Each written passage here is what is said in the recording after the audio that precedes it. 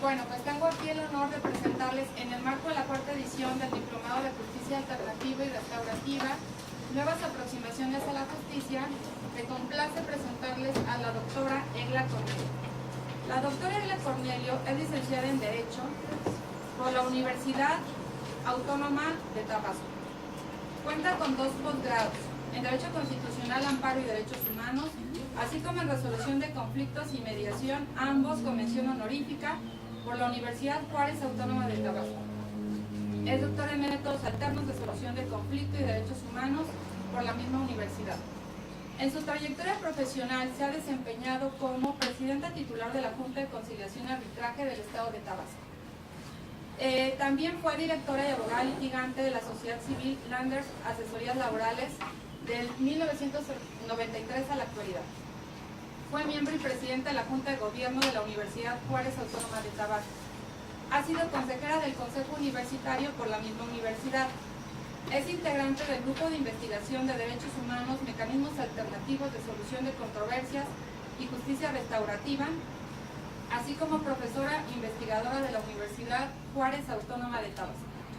Es autora de los libros Mediación como mecanismo para la solución de los conflictos laborales en México, Horizontalidad de la Justicia, Mediación en conflictos colectivos de trabajo, una visión de justicia, así como autora de varios capítulos de libros y artículos en revistas nacionales e internacionales.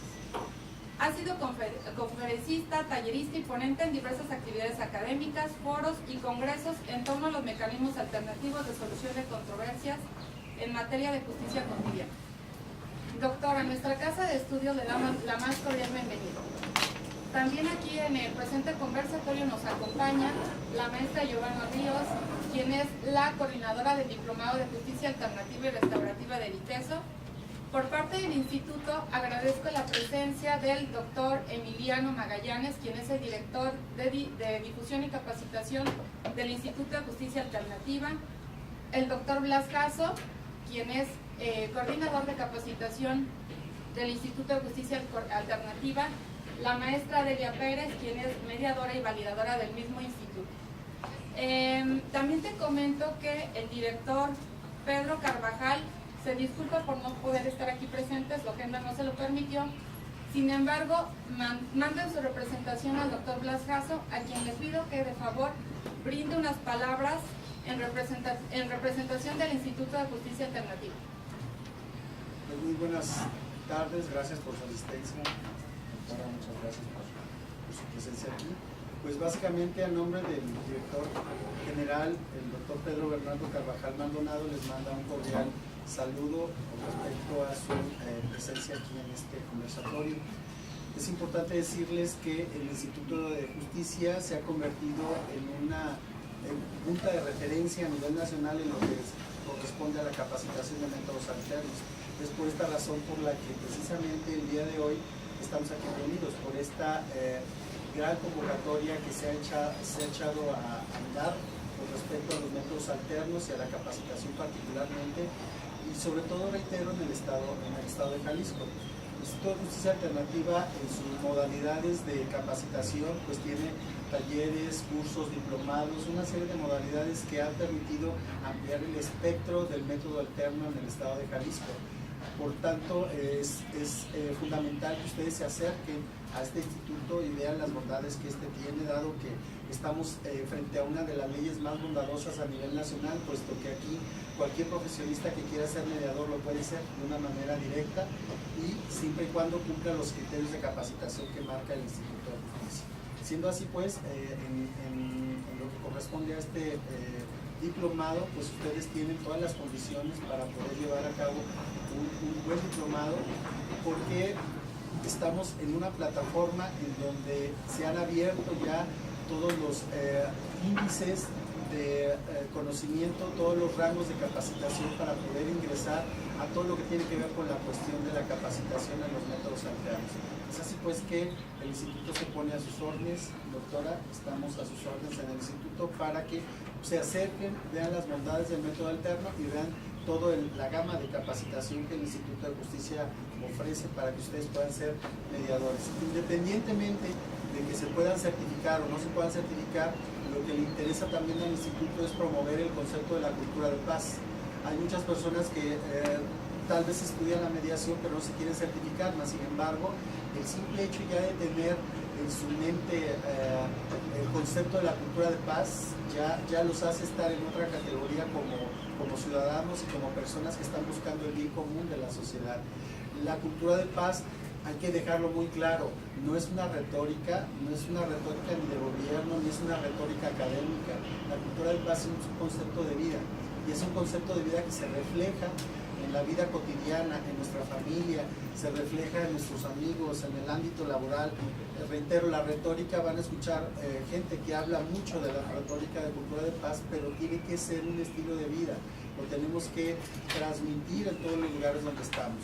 La retórica de la cultura de paz tiene que ser congruente con nuestro modo de actuar, con nuestro modo de relacionarnos. Por esto el instituto no solamente se queda en el concepto de la capacitación, no solamente se queda en el concepto de la certificación, el instituto va más allá, trata de restablecer más ese tejido social que está tan fracturado por la violencia de la cual todos estamos siendo testigos el día de hoy, y que tiene que ser un nivel de conciencia en la población.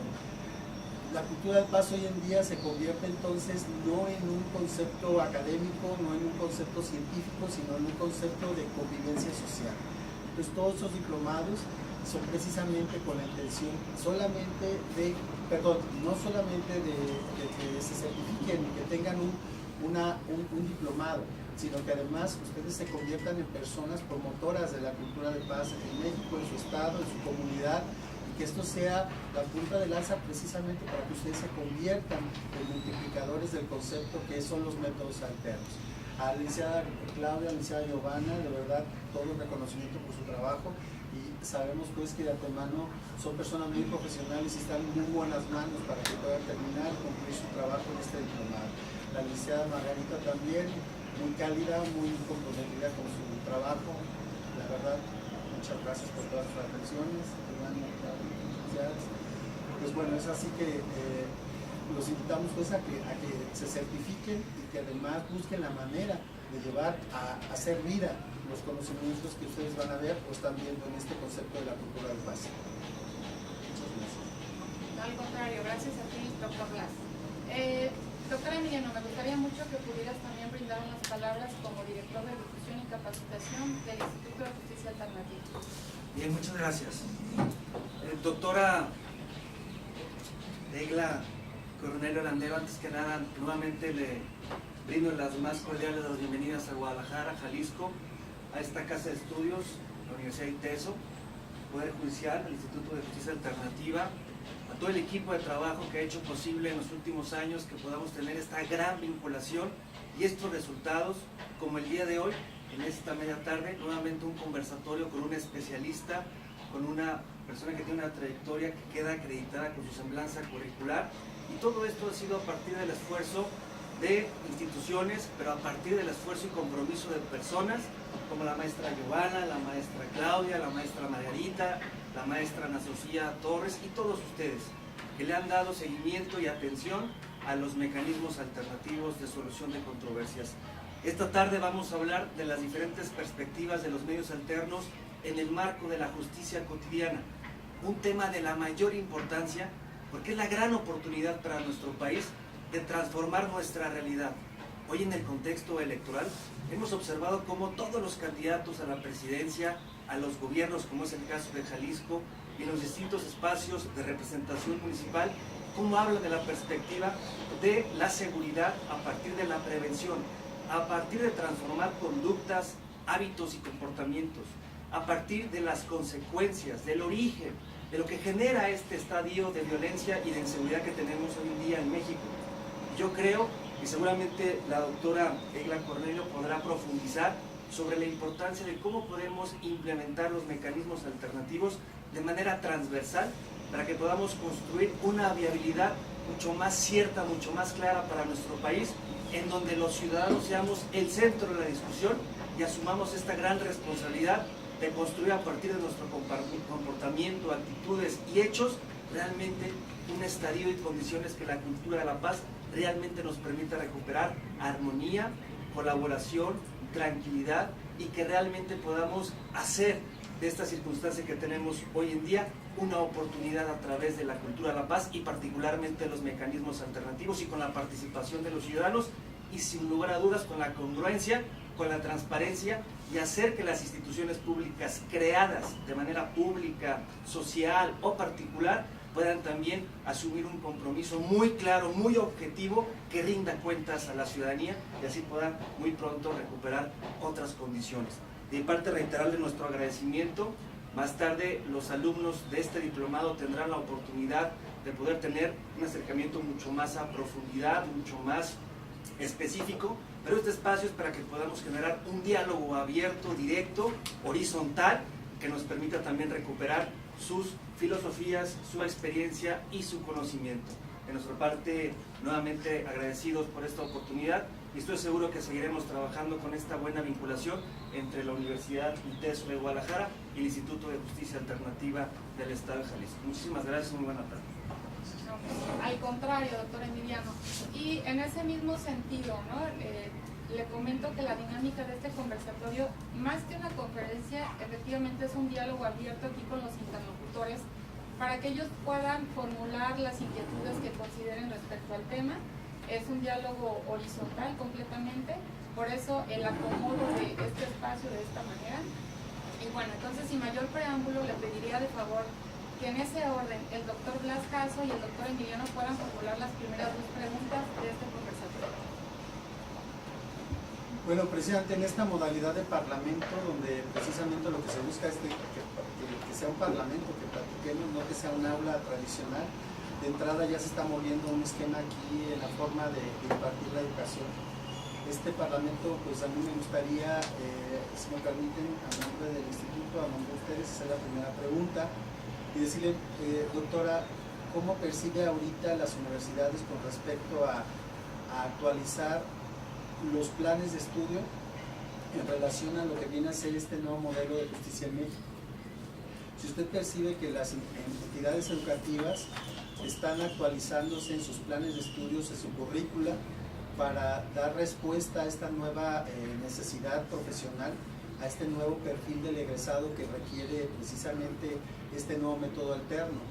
Está formando profesionistas que se vinculen directamente al aparato productivo, es una de las funciones sustanciales de una casa de estudios. Entonces, ¿usted percibe que las universidades están logrando captar este sentido esencial de la justicia alternativa y lo están llevando a sus planes de estudio, a su currícula académica? Sí, bueno, muy buenas tardes a todos. Muchas gracias primeramente a las autoridades de este instituto. Yo soy Egla Cornelio Landero, muy agradecida con las maestras que tuvimos la oportunidad en otro escenario también de mecanismos de solución de controversia en el simposio, conocernos, ¿verdad? A la maestra Joana, precisamente también a la maestra Claudia, a Margarita y ahora aquí a las autoridades que nos han dado la bienvenida y al doctor por el instituto. Y a todos ustedes, muchas gracias por estar aquí. Yo he venido con mucho gusto, la verdad que darnos los espacios para viajar desde las 4 de la mañana, porque a las 4 de la mañana salí de Villahermosa y estar aquí con ustedes para mí es un gusto y además me emociona, porque tenemos la responsabilidad social de divulgar estos mecanismos. Como abogada postulante, yo en el rato que estoy como litigante trabajando y además como funcionaria y además como profesora en la universidad de más de 16 años, me obliga la responsabilidad social a compartir este nuevo enfoque de acceder a la justicia. Y atendiendo a la pregunta del doctor Blas, ¿qué están haciendo las universidades? ¿Cómo veo el tema? Si están trabajando en estas reestructuraciones de planes y programas de estudio, incluyendo la asignatura de métodos de solución de conflicto, estoy viendo que sí. Estoy viendo que sí.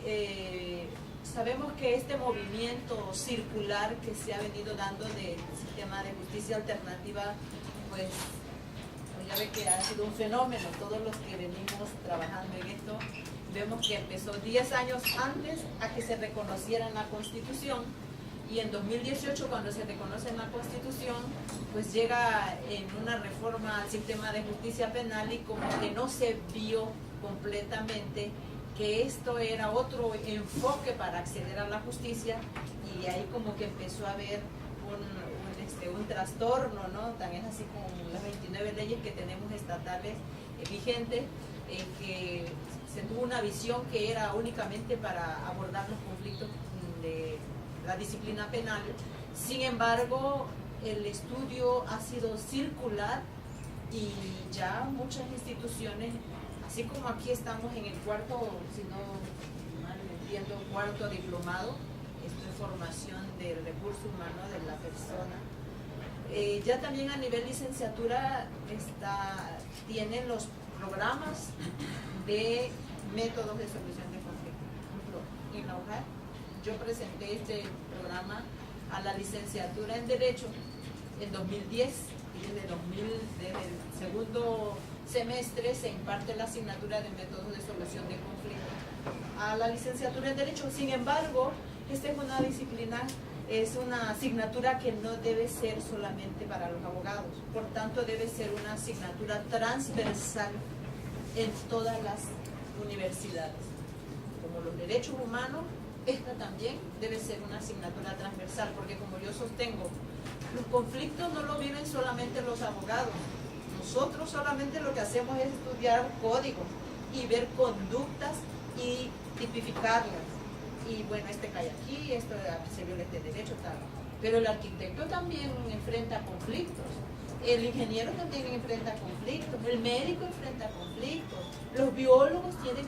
Bueno, ahorita tenemos un seminario que vamos a iniciar con los de la División de Informática, porque los vamos a ayudar a que ellos puedan capacitarse en métodos de solución de conflictos informáticos, que ahí están también, y entonces a mí me parece que debe ser una asignatura transversal. Todavía van lentas las instituciones, doctor, lo sabemos. Ahorita tengo una investigación con una doctorante que está escribiendo sobre la pedagogía de los métodos de solución de conflicto en las universidades. Y bueno, lo que hemos podido estudiar es que pues, es incipiente todavía, pero sí están ya hablando del tema. Así que no es para menos, tenemos un montón de reformas que ahorita vamos a hablar de ello, yo creo que es lo que sigue, pero no sé si con eso abundamos un poco a su pregunta. A mí me parece que debe seguirse trabajando a nivel licenciatura, aunque en los posgrados está creciendo porque tenemos maestrías, tenemos diplomados, tenemos doctorados, inclusive reconocidos por el CONACYT, como el de la Autónoma de Nuevo León y el que tenemos nosotros, que es maestría y doctorado, reconocido por el CONACYT, consolidado una y el otra en de nueva creación. Sin embargo, yo creo que hay que trabajar a que sea una asignatura transversal.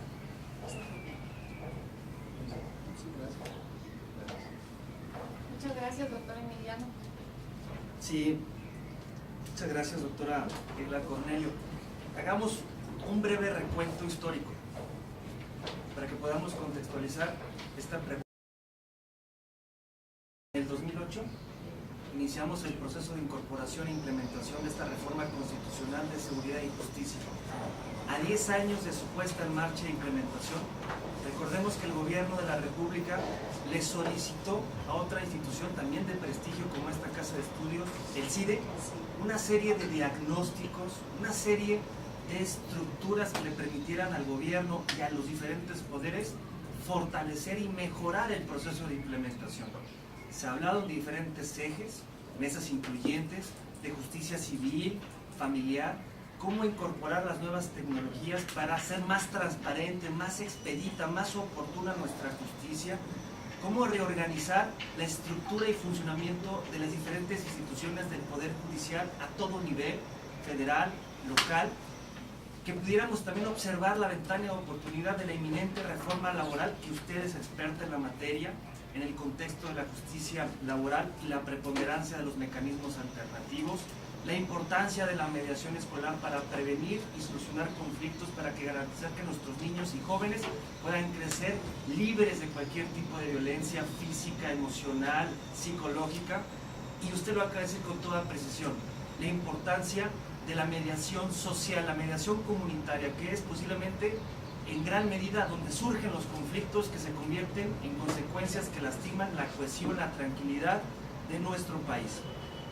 En este contexto, y una vez teniendo este diagnóstico detallado de manera muy clara y muy precisa, ¿qué ha pasado? ¿Por qué el gobierno federal, por qué las instancias que construyeron este diagnóstico de justicia cotidiana, desde mi punto de vista, no han podido articularlo, no han podido generar esa transversalidad, no han podido fortalecer un presupuesto con esta perspectiva de cultura de paz para que podamos tener a una década de implementación quizá resultados distintos que por lo menos el de La Voz no los observa con claridad?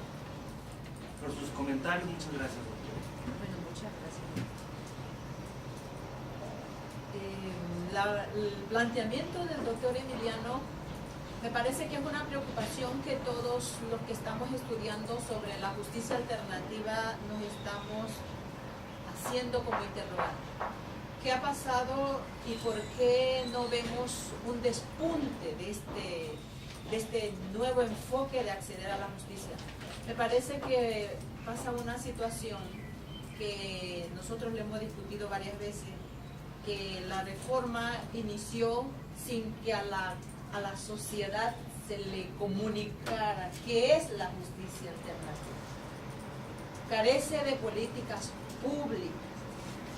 Si bien hubo una preocupación, y la preocupación la tuvo que ver el Estado, porque las instituciones dejaron de ser eficientes y eficaces. Y entonces ahora preguntan y dice, pero ¿qué es lo que nos pasa? ¿Por qué tanta violencia? ¿Por qué la violencia subió? ¿Y por qué si nosotros tenemos estas leyes, tenemos estas instituciones, tenemos simple y sencillamente que a la sociedad se le dejó perdida? ¿Cómo se le dejó perdida? El Estado no creció junto con la sociedad, incluyéndola en la toma de responsabilidades. Creció más la sociedad en la culpa que en la responsabilidad. Entonces, después de esta reforma de 2008, pues hubo una algarabía a la justicia penal, y acabo de dar una conferencia a los fiscales precisamente, y les decía yo que pues desafortunadamente, así como la reforma al sistema de justicia penal, todo mundo se quiso capacitar en juicio de oralidad, que no hay juicio de oralidad, hay etapa de oralidad en el procedimiento penal, eso sí lo hay, y todo mundo quiso capacitarse en juicio de oralidad y dejaron perdido el espíritu de lo que incluyeron en aquella reforma en el 17 constitucional. En la reforma del 17 constitucional pasó como entre oscuro y claro de las 5 reformas, iniciativas que presentaron originalmente los partidos. Si le hacemos el recuento a todas esas iniciativas, vamos a ver que lo que quedó en el párrafo tercero del 17 constitucional de la justicia alternativa no era ni en la primera, ni en la segunda, ni en la tercera. La construyeron en el último momento, y si buscamos la exposición de motivos, vamos a encontrar que dice que es retomar la justicia restaurativa para que las personas dueñas del conflicto sean las dueñas de la solución, y además dice el respeto al otro y con técnicas de negociación. Es lo que yo les traigo, y de hecho lo comento aquí en el libro, para construir esto de la horizontalidad de la justicia. Pero ¿qué es lo que pasó? Que todo se quedó en la reforma del sistema de justicia penal. Pareciera que solamente los conflictos penales son los que existen en la sociedad. Se perdió de vista que los conflictos en la sociedad son más allá de lo penal. El penal es la consecuencia de lo otro. Por ahí acabo de escribir un artículo en el que digo en dónde inician precisamente la mini delincuencia. Inicia en el entorno pequeño y se vuelve macro cuando sale a la sociedad. Si tu hijo llega a tu casa con un objeto que tú no se lo compraste, pues si no, ¿de quién es? No se averigua, ¿verdad? Ella empieza a tolerar, y empieza a salir. Cuando ya es mayor de edad, viene y hace una conducta, comete una conducta, y entonces ya eso ya es delito. Pero ahí no es el conflicto nada más. A mí me parece que se quedó perdido un poco, doctor, porque si retomamos la situación cuando volvieron a respirar después de 2008, este estudio lo pide nuevamente el Estado porque dice, ya le metimos carretada de dinero a la justicia penal porque fueron miles de millones, lo que no estamos viendo con el otro paquete. Miles de millones a la materia penal y dice, pero no ha pasado nada. En 2016 se debió haber cumplido la implementación del sistema de justicia penal, que tampoco se ha cumplido. Y entonces en 2015 vuelven a reaccionar y dicen, no, pero aquí falta todavía todos los otros conflictos, entonces no los vimos. Ahora lo vamos a ver. Y por eso ese estudio del paquete de justicia cotidiana, pues ya lo hemos estudiado, ¿no? Es un paquete en el que trae ley general hasta un decreto administrativo para hacer conciliaciones administrativas, pero a mí me parece que lo vuelven a retomar en 2015, cuando ya venían a punta de terminar, que debería de entrar completamente el sistema de justicia penal, que era 2016. En 2016 mandan a la Cámara este paquete, pero yo valoraba, por ejemplo, la justicia laboral. Hace días que di un seminario en la Casa de la Cultura Jurídica de la Suprema Corte allá en Tabasco y les decía, la reforma de 2012, que fue la que hubo en materia laboral, ¿qué hicieron? Dijeron, bueno, vamos a quitar estas prestaciones, esta y esta, porque esto evita que crezcan las fuentes de trabajo. Y eso no tenía fin. Ahora lo vuelven a retomar y ahora sí le reforman ya de fondo, porque dijeron en el diagnóstico se dice corrupción, se dice incapacidad de capacitación, no están capacitadas las instituciones, se dice estructuras, no hay estructuras físicas, espacios reales como para que se imparta justicia, porque da más, si la persona llega con un conflicto a un juzgado o algo y ve pedazos de máquina y todo eso, te enfermas más que el problema que ya traía. Entonces empiezan a buscar el diagnóstico y dice, bueno, ahora vamos a ver que debe de hablarse de otra justicia, la justicia cotidiana. ¿Y cuál es la justicia cotidiana, Normis? Bueno, es el conflicto que enfrenta la ama de casa, que enfrentan en la escuela, que enfrenta el comerciante, que enfrenta el que hace un trámite en el registro civil, el que enfrenta un trámite en el registro público, el que hace un trámite administrativo. Por eso hasta la Ley General de Mejora Regulatoria, que es la última que acaba de publicarse, ¿verdad? Entonces a mí me parece, doctor, que lo que aquí ha venido sucediendo es que estas reformas carecen de una política pública real. Si a mí me la dan en la Constitución, pero no me han dicho cómo se come o cómo la utilizo, en dónde está, para poner en puntos precisos. Fíjense, aquí me da mucho gusto que ustedes como instituto están abriendo el espectro para que no quede solamente dentro de la comuna de los abogados otra vez, pero le puedo decir que hay 7 estados que no es así. Hay 7 estados que no es así, que solamente dice que están la justicia alternativa para que regule esta en el Tribunal Superior de Justicia y en la Fiscalía. ¿De qué estamos hablando? ¿Del monopolio otra vez? Y no es así, porque si leemos el texto de la Constitución, dice, las leyes preverán mecanismos alternativos de solución de controversia.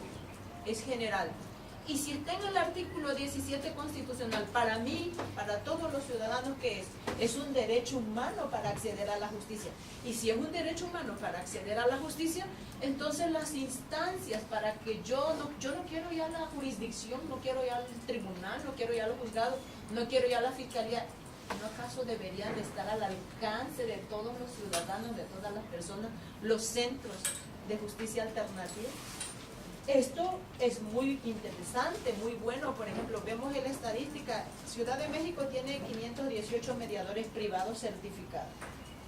Ustedes están certificando mediadores para que en su gabinete las personas llegan y con esa confianza resuelven su conflicto. No tienen que hacer la fila en aquel tribunal, en aquel juzgado, a que lo reciban, esa junta de conciliación que, bueno, que presentas la demanda hoy y te la inician dentro de 6 meses, 7 meses. Eso no es justicia. Entonces, ¿qué está pasando? Está pasando que a mí me parece que no va aparejada la reforma con una política pública real.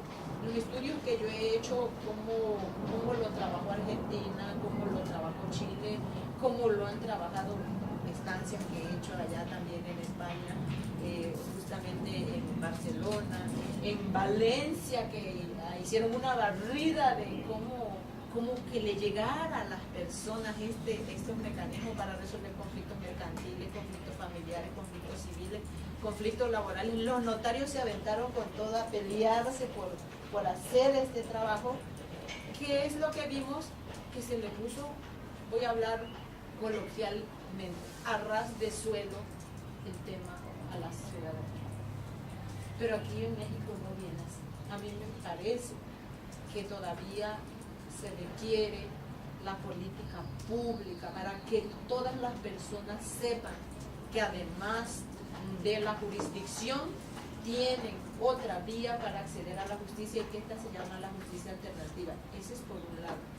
Por el otro lado, tenemos que reconstruir el tema de la confianza, el tema de la ética. Cuando nosotros agarramos a ver qué instituciones o qué personas están en la confianza de la gente, yo les decía hace días a mis alumnos que estábamos haciendo un ejercicio de la ética y todo a ciegas, y les decía yo, todavía hace 3 años yo veía la ética en quién confiaban las personas y entraban todavía los sacerdotes, entraban los militares, y ahorita ya no. También ellos están perdiendo la confianza, la gente está perdiendo la confianza. Entonces, ¿qué tenemos que hacer? Reconstruir el tema de confianza entre nosotros, volvernos a ver como personas racionales y recobrar eso que se llama responsabilidad. Si nosotros no nos hacemos responsables, usted lo ha dicho ahora, doctor, la violencia está terrible y como yo decía hace días, a veces cuando estudiamos los delitos de lesa humanidad decimos que porque la gente muere. Nosotros estamos ahorita en algo así. En mi estado, en el estado de usted y en el estado que volteemos a ver está esto. O sea, de repente nos amanecemos, un amigo periodista lo asesinan, otro amigo, y aquí, bueno, ¿en qué esquina yo no me voy a parar para que no me pase esto? Y no porque salí a buscarlo, sino porque lo encontré. Entonces nos estaba lloviendo a todos, pero a mí me parece que este tema, y por eso con gusto vengo, con gusto voy a donde me invitan a hablar de esto, porque me da además mucha alegría ver a los jóvenes aquí. Y les digo jóvenes porque yo estoy de los 50 para arriba, ¿verdad? A los jóvenes aquí porque ustedes nos van a ayudar a que el tramo que nosotros a lo mejor dejamos en el camino y que no lo volteamos a ver porque nos acostumbramos a ver el conflicto judicializado, ustedes van a empezar a trabajar el conflicto no judicializado, sino nos van a ayudar a trabajar con el conflicto de las personas, con el conflicto que no es ni del abogado, ni del juez, ni del magistrado. El conflicto es de las personas, del dueño de aquella situación.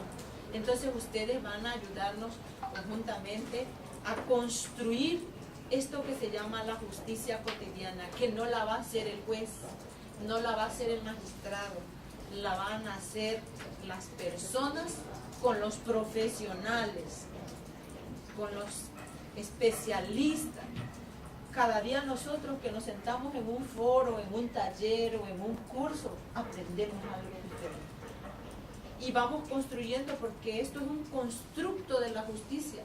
A lo mejor cuando nosotros estudiamos derecho, estudiamos todos los códigos que ya estaban hechos, elaborados, la jurisprudencia que ya estaba hecha. Y aprendimos códigos, aprendimos leyes, pero no nos sentamos a estudiar el conflicto. Nos sentamos a aprender conductas y tipificación de conductas. Y de ahí para adelante. Y no volteamos a ver lo otro. Entonces, a mí me parece que hoy estamos enfrentando otro paradigma de lo que debemos entender por la justicia. Yo creo que Aristóteles lo escribió y lo escribió bien cuando dijo que la justicia es un valor del derecho, pero no el derecho es el valor realmente de la justicia. Entonces, cuando nosotros empezamos ahora a voltear a ver qué es la justicia, vamos a estudiar un replanteamiento de lo que le corresponde a las personas, de lo que a la justicia es lo que a cada quien le corresponde. Entonces, la justicia alternativa, en la que hoy está la justicia cotidiana, es un nuevo enfoque que las personas van a aprender para acceder a la justicia, pero que ya es un derecho humano, porque ya está en la Constitución. Lo que tenemos que hacer es que el Estado que ya no las dio se pueda cumplir, porque hoy no nos están cumpliendo ese derecho humano. Hoy no nos lo están cumpliendo. Aquí tienen los programas de públicos, ustedes en el instituto, aquí tiene la universidad la responsabilidad que dice, bueno, yo como universidad, como instituto, voy a ser responsable socialmente ofreciéndole a la población un diplomado, y a los que no tienen acceso a esto, ¿quién les dice que puede resolver su conflicto a través de una mediación comunitaria? ¿Quién les dice que ahí hay un mediador social a su alcance? ¿Quién se los dice? ¿Quién está formando a los mediadores sociales? Saben ustedes que para que podamos lograr esta justicia cotidiana debemos de formar a los mediadores sociales. Y el mediador social es el que llega a la comunidad y primero hace el levantamiento y recogimiento de toda la comunidad. Que esta comunidad que tiene, tiene 200 jóvenes que están en un parámetro de 9 años a 17 años. Tiene tantos adultos que están tiene tantos que son económicamente activos, tiene tantos que son desempleados. Y de ahí ver qué problema va a salir, que se puede volver conflicto. Entonces, ¿dónde están los mediadores sociales? Argentina preparó primero mediadores sociales. Y después de preparar mediadores sociales, empezó a preparar a los demás mediadores. Por eso ellos tienen mucho los centros de mediación social en las comunidades. Porque con eso vendieron el tema a las personas donde sale también mayor conflicto. Porque, por ejemplo, yo conozco el código y sé que si me meto en una situación que ya cae dentro de la ley, pues no lo hago. Pero el que no conoce que eso es una situación que le va a causar una repercusión mayor, lo hace, porque no sabe que es una conducta tipificada en un delito o algo. Entonces a mí me parece que tenemos también que trabajar en la mediación social y en la mediación comunitaria para que todas las personas empiecen a entender otra cosita que también perdimos. El conflicto para nosotros era algo negativo.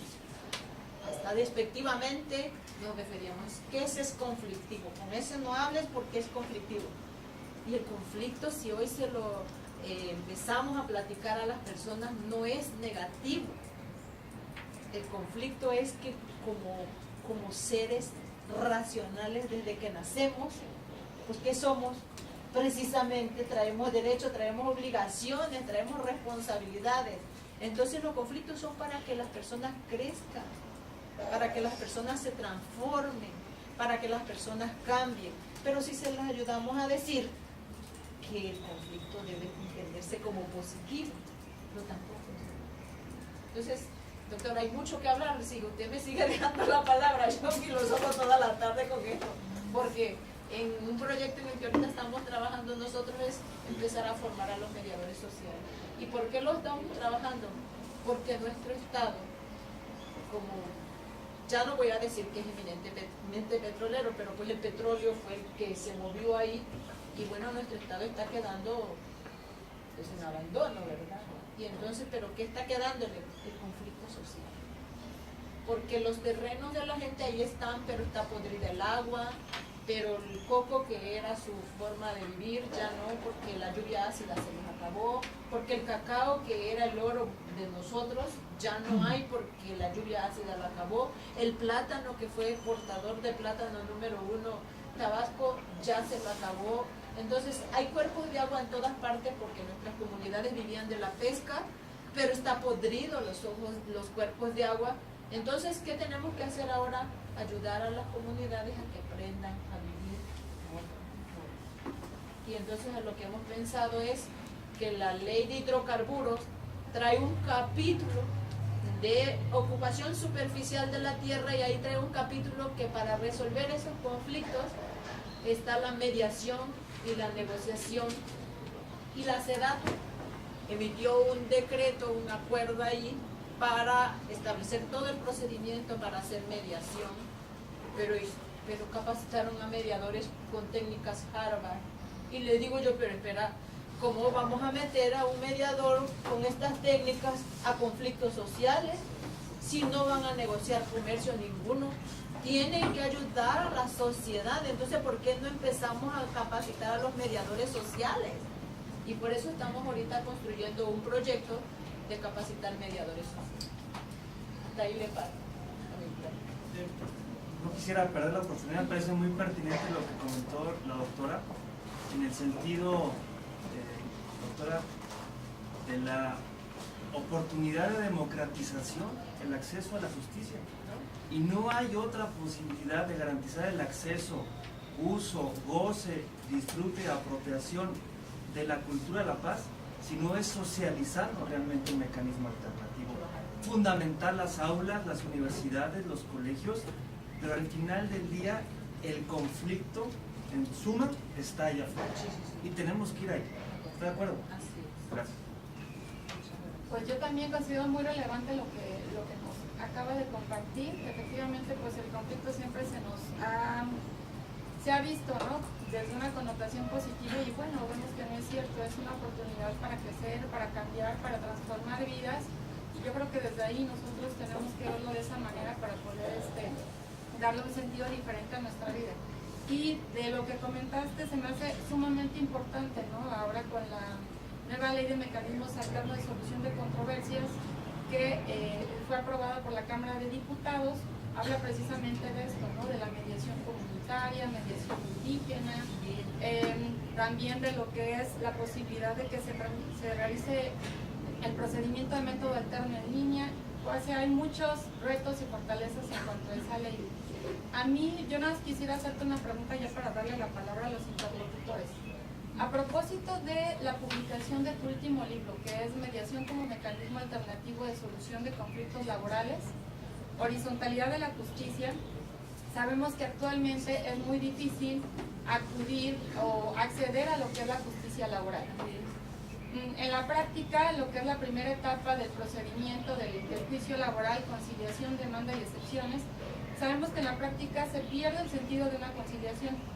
En realidad, quien hace la conciliación son los abogados, y lo hace con base a las pretensiones de sus clientes.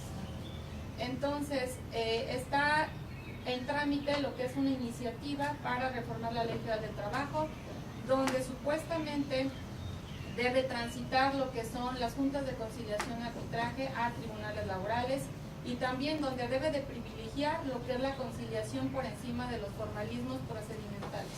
Quisiera que nos compartieras, por favor, de forma, un poco breve para que puedan participar los demás, de cuál es la importancia de los métodos autocompositivos en la justicia laboral. Sí. Bueno, muchas gracias, maestra Claudia, con gusto.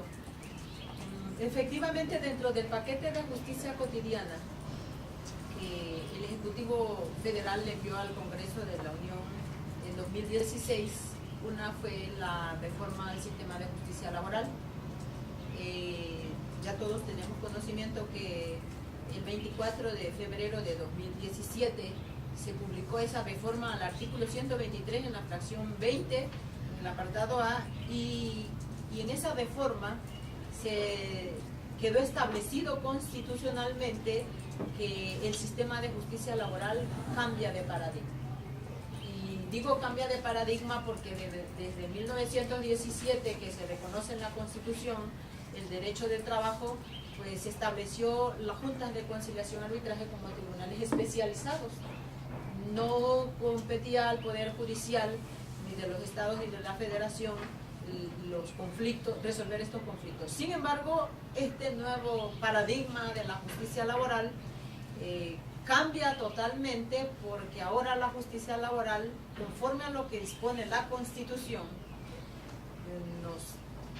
nos señala que se llevará en 2 instancias. Y yo digo que será en 3. En 2 instancias. Una es la conciliación prejudicial obligatoria. ¿Y por qué le podemos ya llamar conciliación prejudicial obligatoria? Porque la Constitución dispone que ninguna de las partes en conflicto laborales podrán ir a la jurisdicción sin antes haber agotado la conciliación. Eso me encanta.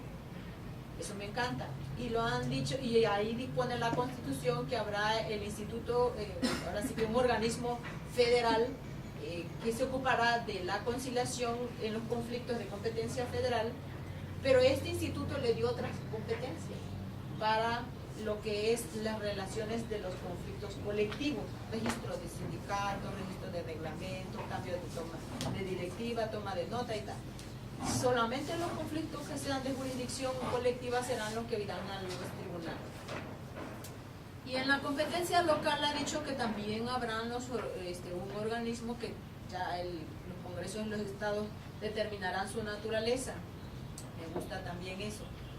Y dice que a los tribunales del Poder Judicial de la Federación le corresponderá los que sean de la jurisdicción federal y a los poderes judiciales de los estados los que sean de la jurisdicción estatal. Eso también está bueno. ¿Qué pasa hoy? La reforma que fue publicada el 24 de febrero de 2017 en uno de sus transitorios decía que se debería de implementar en 1 año, pero ya se venció ese año también, entonces ya estamos vencido el tiempo y las reglamentarias no salieron. Debería de haber salido la reglamentaria para regular este nuevo sistema de justicia ahora con la competencia del Poder Judicial, tanto federal como estatal, la desaparición de las juntas de conciliación y la competencia a estos organismos que les corresponde llevar lo de las situaciones de registros sindicales y todo eso. No pasó, pero ¿qué han hecho? En virtud de que se vencía el plazo, fíjense ustedes que hubieron 3 iniciativas. Una la presentó 2 senadores del PRI, otra la presentaron en el mes de noviembre, en el mes de diciembre la presentó un parlamentario del RD, pero ese solamente en cuanto al artículo 103, y en el mes de febrero, ya casi en enero, cuando se vencía el plazo, entró otra iniciativa de una senadora del PAN, y entonces el Senado de la República, ahí está en la Gaceta, ustedes pueden bajar eso, está en la Gaceta Parlamentaria del Senado, bajó un proyecto de iniciativa de reformas a la Ley Federal del Trabajo, a la Ley de la Administración Pública Federal, a la Ley del Poder Judicial Federal, a la Ley del Instituto Mexicano del Seguro Social y a la Ley del Infonavit. Todas estas vienen en un paquete de reforma y ahí viene el proyecto de ley para la creación del Instituto de Conciliación Federal y registros sindicales, así se llama. Me sorprendió mucho, yo ya la comenté, porque ni tan siquiera define qué es conciliación. Solamente trae 18, si no mal recuerdo, 22 artículos, la ley, el proyecto de ley, y no define ni qué es conciliación. Solamente habla del órgano. Pero a la Ley Federal del Trabajo se amplía y se le incluyen 2 capítulos más. El primero se llama conciliación, pero tampoco define qué es conciliación, ni trae los principios que deben cuidarse para la conciliación. Pero lo que critiqué, y ya mandé mis comentarios a unos compañeros conocidos senadores, y le dije, bueno, en la reforma a la Ley Federal del Trabajo de noviembre de 2012 se quitó todo lo que correspondía a contratación, cuánto debía ganar el presidente, la contratación de los secretarios, actuarios y todo eso se quitó y se mandó al reglamento interno. Pues ¿qué creen que trae en la reforma a la Ley Federal del Trabajo? La selección de los conciliadores. pero ¿cómo lo vamos a ver eso ahí en la ley? Si para eso debe estar en su reglamento. Lo que debe de estar no está, pero eso tiene. Y ya dice que, bueno, qué perfil debe tener. Por cierto, le vuelven a decir que tiene que ser abogado, nada más. Dice todo el procedimiento como si fueran a seleccionar a los que entran a la fiscalía, que hasta tienen que pasar el examen de control de confianza. Todo el procedimiento viene en la ley, pero no dice cuál es el procedimiento que se debe seguir en la conciliación. Entonces a mí me parece criticado esto, porque yo lo que digo es que si estamos hoy en la implementación de otro sistema de justicia, que es la justicia alternativa, ¿por qué si se está publicando la ley general que dispone los principios de los mecanismos, por qué se está otra vez haciendo mezcla adentro de la Ley Federal del Trabajo del mecanismo de conciliación? ¿Cuál es la razón que se tenga que incluir en la Ley Federal del Trabajo y ahí se amontona todo? Si se ha dicho que la conciliación en materia laboral no funcionó por la dualidad de funciones que tenía el secretario de acuerdo, el auxiliar del presidente, el presidente mismo, y por eso nunca hicieron conciliación. Como bien lo ha dicho ahorita la maestra, en laboral lo que se hace es que los abogados hacemos transacciones en conflictos laborales, pero conciliación no. Yo, cuando fui presidente de la Junta, quité a los dictaminadores y dije, ¿para qué quiero 7 dictaminadores? No, van a quedar 2 y 5 van a salir a conciliar. Quité salas de audiencia y abrí espacio para que hubieran conciliaciones, pero me fui yo y llegó la otra presidenta y como no entendía este tema, pues volvió a hacer mesas de audiencia y quitó salas de conciliación. Y a ver, si me dices que tienes 18 salas de audiencia y no me das espacio para conciliar, ¿a qué le tira la gente? Al arbitraje. Pero si me das 6 mesas y me ofreces 15 salas para conciliar, ¿a qué le va a tirar la gente? A la conciliación. Pero no se piensa. Entonces, a mí me parece que ahí está la iniciativa de la reforma a la reglamentaria, pero yo, en mi opinión, ya hice varias notas, que creo que viene mal planteado, como lo que acaba de comentar aquí con la pregunta del doctor. Lo hacen, eso no participan los que conocen del tema. ¿Que no acaso estamos trabajando en hablar de la justicia alternativa, que ya no es la excepción, debe entenderse que es la regla? ¿Y por qué afirmo esto? Pues echémosle una mirada a la última reforma, la reforma que se publicó el 15 de septiembre de 2017, al artículo 16 y 17 constitucional. ¿Qué se dice ahí? Que todas las autoridades en los procedimientos seguidos en forma de juicio, solamente debe cuidarse que la igualdad de las partes, la equidad, y dice de ahí, dejar que las partes acuerden, resuelvan, dice, y evitar el formalismo y el procedimentalismo. Entonces, la justicia alternativa hoy, ¿es la regla o es la excepción? Mi opinión es que hoy debemos estar entendiendo que la justicia alternativa, pues sí, el artículo 16 constitucional de que nos habla del debido proceso, y aún ahí quedó este pedacito. Y ahí dice que debemos evitar el formalismo y el procedimentalismo y dejarle a las partes que conforme a su voluntad acuerden. ¿Qué tiene que hacer el especialista? Cuidar el equilibrio del poder, ¿verdad? Pero darle paso a esto.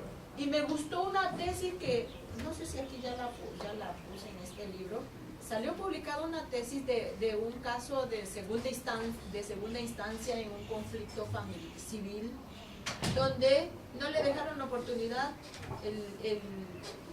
a las partes de que arreglaran su conflicto por justicia alternativa, y dijo el colegiado que se le violó su derecho humano de elegir la justicia alternativa para resolver su conflicto, que es su derecho humano. Esto nos dice también que ayer que les daba yo una plática a los de la UVM, a los estudiantes de la UVM que me invitaron, les decía precisamente eso, que la justicia alternativa no es una alternativa a la jurisdicción, es de la misma calidad, es dentro de su derecho humano. Yo tengo mi derecho humano de elegir si quiero ir a resolver mi conflicto por la jurisdicción o por justicia alternativa. Es mi derecho humano. Y aquí resolvió un colegiado diciendo que se repusiera el procedimiento porque tenía obligación la sala de darle pauta al proceso y ahora sí que remitir a las partes al Centro de Justicia Alternativa para que resolvieran su conflicto. Le concedió amparo por violación a su derecho humano en segunda instancia. Y eso que todavía no salía la reforma esta del 17 constitucional, ahorita con la reforma está muy clara la cosa, ¿no? Que todas las autoridades deben transitar a entender a la justicia alternativa como un derecho humano de las personas para resolver su conflicto. A mí me parece una cosa también que todavía en los poderes judiciales hay una resistencia. Hay una resistencia a esto. Y he platicado con magistrados y dicen, ay mira, esto no es que la ley es la única que puede poner orden. Un día ya casi que empezábamos una discusión con un magistrado y yo, porque yo le decía, magistrado, ¿y por qué ustedes no invitan a las partes aún en segunda instancia esto? Y porque le estaba yo señalando la tesis que había salido. Y dice, bueno, es que eso es una moda. Y casi que me sube pues lo Cornelio a la cabeza, pero dije, no, momento mediadora, tu calma. Entonces, tengo que venderte este mecanismo a ti porque tú eres impartidor de justicia. Nosotros también somos agentes de realidad. Y entonces ya le empecé a platicar y le digo, ¿pero usted conocía esta tesis? Y ya la empezó a ver, dice, no, pero bueno, habría que discutirlo. Porque si ya llegaron hasta allá, es que ellos ya decidieron resolver su conflicto. Pero mientras no termina, el conflicto sigue siendo de las partes, ¿o no? No es de ustedes, no es de los jueces, no es de los magistrados, es de las partes. Y ellos quieren tener la paz. Para ellos le digo, bueno, tú como magistrado o como juez quieres mantener la paz del Estado y la paz de la sociedad, ¿quién la sostuvo? Nadie. Y por eso esa siguió quedando en donde, en los zapatos de cada dueño del conflicto. Entonces, hay bastante que hablar de este tema. Ahí está yo pienso que pasando las elecciones, esta iniciativa quizás le modifiquen un pedacito, pero va a pasar tal cual. Bien. Solamente la pararon porque precisamente viene dura para el espíritu del derecho del trabajo. Se está recogiendo en esa nueva reforma lo que se discutió cuando se discutió el artículo 123, en que se dijo que por qué los jueces no deberían de resolver estos conflictos en los que solamente se veían los derechos individuales de las personas y no los derechos colectivos y sociales. Entonces ahorita, por ejemplo, el procedimiento viene a como está el procedimiento mercantil, así viene. Yo creo que no le van a quitar mucho, pero que esa iniciativa va a pasar, porque bajó del Senado y ya quedó en la Cámara de Diputados además. Pero bueno, muchas gracias. No, al contrario, muchas gracias, ¿no? Y lo que dice es muy cierto, simplemente los mecanismos alternos de solución de controversias realmente no debe ser como una alternativa, sino ya la principal vía para poder acceder a la justicia, y la misma Constitución así lo mandata, ¿no? Donde deben de privilegiar los mecanismos alternos por encima de los formalismos procedimentales. Bueno, pues ya para que puedan participar los demás, me gustaría mucho que pudieran formular sus inquietudes. No sé quién quiere empezar. Maestro Juan Carlos. Muchas gracias. Doctora, yo quisiera preguntar desde su muy particular punto de vista qué es lo que opina en relación a dos circunstancias. El artículo 17 constitucional establece en sus párrafos primeros que el Estado deberá de mantener tribunales que estarán facultados para impartir justicia pronta, gratuita y expedita. Nos acaba usted de comentar, y su comentario fue positivo, y yo creo que sí tiene mucho de positivo, que en los conflictos de naturaleza laboral se pretende la obligatoriedad primaria de acudir a la justicia alternativa, a la justicia restaurativa, antes de acudir a las justicia. Es el primer comentario que quiero comentar con usted y que me dé su opinión. Por lo siguiente, bueno, antiguamente en los conflictos de naturaleza financiera se obligaba a las partes, concretamente a quien quería tener un arreglo con una institución financiera, a acudir a conducir como una obligación antes de acudir al juicio. Era una obligación. Si no se agotaba esta obligación, el juicio no tendría buen fin. Pero luego la Suprema Corte de Justicia de la Nación estableció que eso estaba mal, porque se consideraba que atentaba en contra del principio de justicia pronta. Por otro lado, uno de los principales argumentos de la justicia restaurativa es la voluntariedad.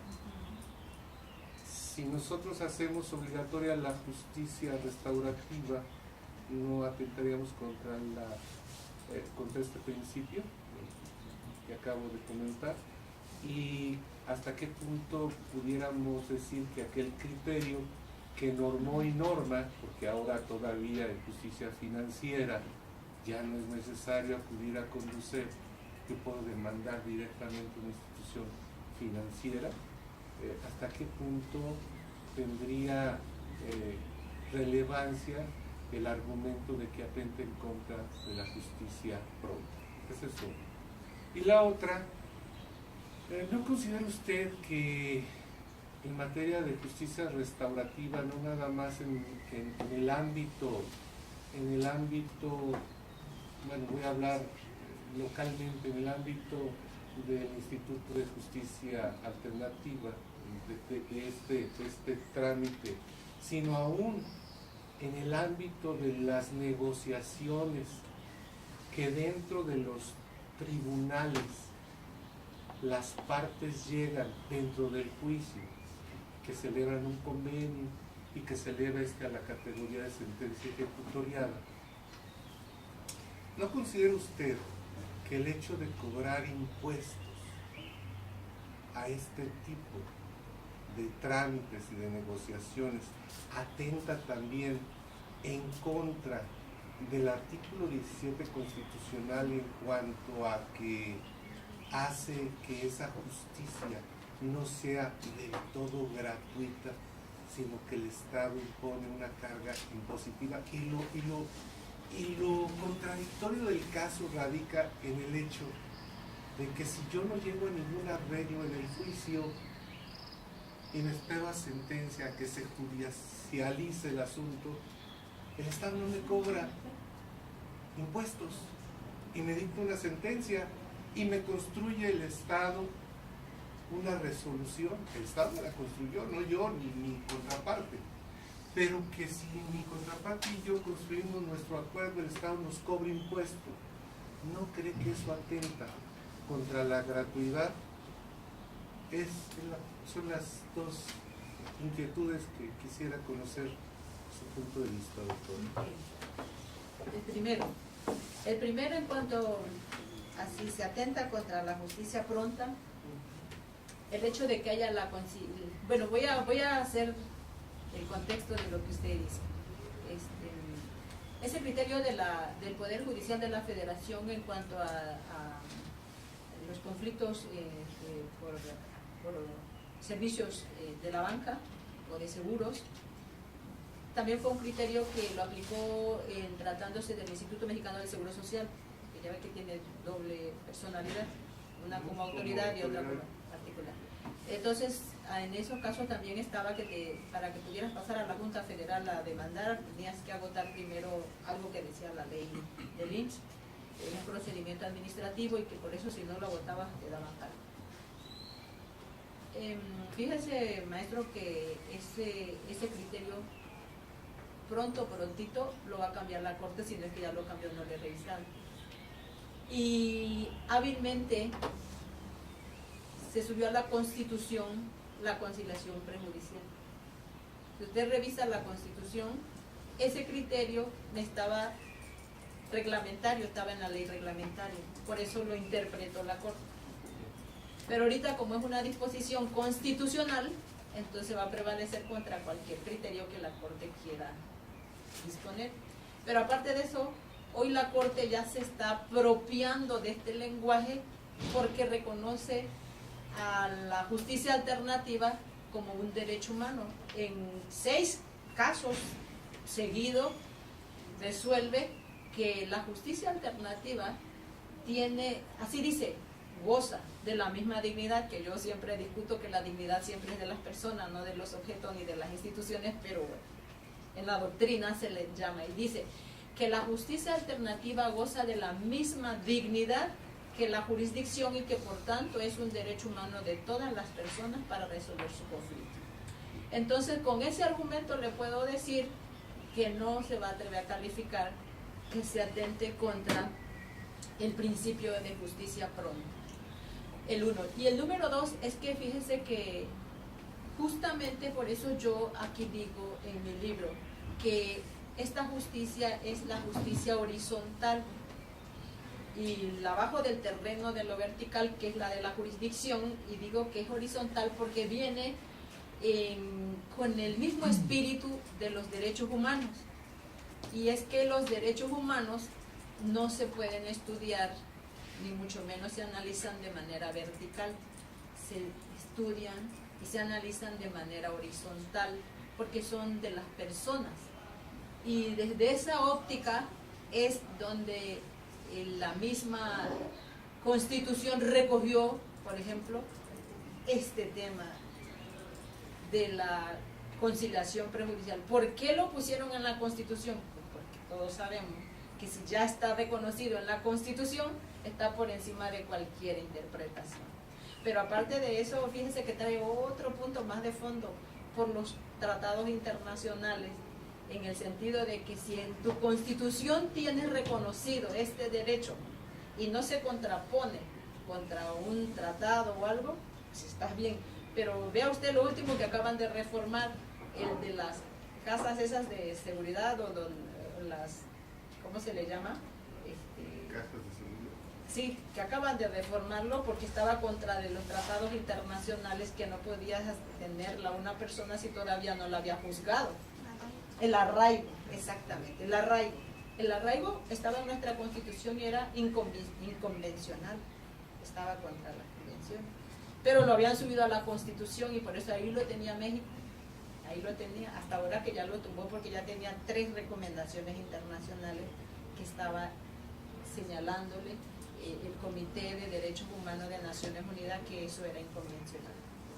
Entonces, a mí me parece que no se va a interpretar que sea violatorio, pero aparte de eso le voy a decir otro argumento. Me parece a mí también que no se violentaría el principio de voluntariedad por esta razón. La conciliación la están imponiendo para que las personas sepan que tienen otra instancia para resolver su conflicto. Y tampoco se va a alargar el proceso porque no se está diciendo, bueno, hasta que hagas un acuerdo te voy a recibir, o si no llegas a un acuerdo no te recibo, no. Se abre el abanico. Te dice, bueno, tú hoy tienes el instituto que se debe llamar instituto de conciliación para resolver tu conflicto en un primer momento. Ahí es la instancia. Tienes que ir allá a intentarlo, hacerlo. esa es una invitación, pero no te están obligando a tomar el acuerdo. Yo pienso que se violentaría el principio de la voluntariedad si te dijeran que debes llegar al acuerdo. No te están diciendo que esta es una oportunidad para que resuelvas tu conflicto. Que si no lo resuelves ahí, tampoco se te impide que vayas a la jurisdicción. Tienes expedita la jurisdicción. Lo que dice es que deberán llevar la constancia que agotaron la instancia voluntaria esa, donde ellos voluntariamente quisieron resolverlo. Porque una de las cosas que decía una persona de las que participó en estas iniciativas, decía, es que lo que pasa es que los abogados nunca le informan a las partes que tienen la conciliación para resolver su conflicto, que ya le dicen que lo van a conciliar cuando tienen un laudo condenatorio. Y en las juntas de conciliación pues no hay conciliadores, hay abogados, y la verdad de las cosas, nosotros los abogados nunca nos formamos para ser conciliadores, nosotros nos formamos para ser adversariales. Entonces el abogado adversarial no piensa en el cliente, sino piensa en su bolsillo. Ese también lo tenemos que poner ya dentro de la mesa, en la mesa. ¿Por qué? Porque ahí tenemos que empezar a pensar que el abogado tiene que recobrar su papel de ser garante del derecho y de la justicia. Además, que somos también nosotros agentes de realidad, que somos además operadores de la justicia, porque siempre oyes en los diálogos que dice, es que los operadores de la justicia señalamos a los magistrados, a los jueces, a los que del Poder Judicial, ¿y nosotros quiénes somos? Nosotros somos operadores de la justicia también. Solamente que no hagan ese papel, yo pienso que soy mercantilista de la justicia, esa es otra cosita, ¿verdad? Entonces, a mí me parece, maestro, que no se violente el principio de la voluntariedad tampoco, porque es lo único que está haciendo el Estado, diciéndole, tienes otra oportunidad para resolver aquí, y si no lo resuelves aquí, acá. Porque además, fíjese que eso sí trae el proyecto ese que ya revisé, que las partes, aún en la jurisdicción, hasta que se resuelva el asunto, tienen la oportunidad de conciliar. Entonces, a mí me parece que es como que abrir un poco más el abanico. Algo que le critico es que, fíjese que ahí sí no estoy de acuerdo, es que dice que la Procuraduría de la Defensa del Trabajo van a ser los informadores en estos métodos, y ahí sí no estoy de acuerdo, porque entonces, a ver, si es Procuraduría de la Defensa del Trabajo, se va a seguir pensando como pasa hasta hoy, que allá, por ejemplo, en Tabasco, si un patrón llega a la Procuraduría de la Defensa del Trabajo a querer resolver un conflicto y le dice, es que quiero que me citen a un trabajador porque quiero arreglarme con él, y dice, no, aquí solo asesoramos a los trabajadores y a los sindicatos de trabajadores. Entonces, a mí me parece que ahí no debe de estar entrando, con todo respeto, esa Procuraduría de la Defensa del Trabajo. Ellos deben de seguir haciendo su trabajo allá como asesores de las partes o lo que sea, pero no como ellos. Entonces, ese por un lado. No entendí, maestro, eso del cobro de impuesto, porque en los institutos de conciliación no se debe de cobrar. No entendí eso del cobro de impuesto. Que la justicia sea gratuita, es de preguntarse si es gratuita. Yo creo que el estudio de Mauro Capelletti desde el 72 que hizo acerca del acceso a la justicia, pues me gustó ese capítulo tan bonito cuando dice, y es donde él deja el panorama que la justicia, el acceso a la justicia no debe ser solamente de los tribunales, sino que debe de estar en otras instancias, dice él, y hace un ejercicio en el que dice que una persona tiene un pagaré con una deuda de $300 y que va y en el bufete, y en el bufete le cobran pues $500, y entonces pues ¿qué va a cobrar? Y aparte ya pagó ahí el tiempo que pierde, todo esto. La justicia es gratuita, no es gratuita, el Estado no te la cobra directamente, pero la persona lo paga y lo repaga y lo retepagan. Entonces, a mí me parece que esto, no entendí esto del impuesto. ¿En qué instancia habla usted del impuesto?